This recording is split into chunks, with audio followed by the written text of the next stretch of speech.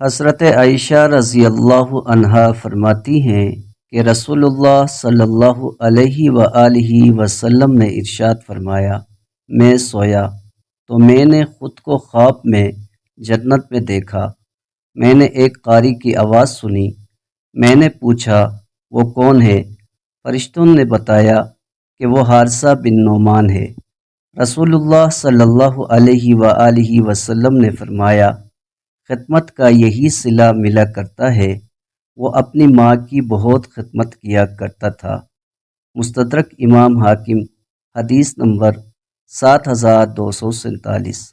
حضرت عبداللہ ابن عمر رضی اللہ عنہما فرماتے ہیں، نبی اکرم صلی اللہ علیہ وآلہ وسلم کی بارگاہ میں ایک آدمی آیا اور کہنے لگا، یا رسول اللہ صلی اللہ علیہ وآلہ وسلم، میں نے بہت گناہ کیے ہیں، کیا میرے لیے توبہ کی کوئی صورت ہے؟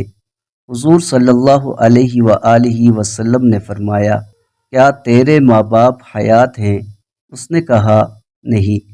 حضور صلی اللہ علیہ وآلہ وسلم نے فرمایا، کیا تیری خالہ ہے؟ اس نے کہا، جی ہاں۔ رسول اللہ صلی اللہ علیہ وآلہ وسلم نے فرمایا، جا اپنی خالہ کی خدمت کر۔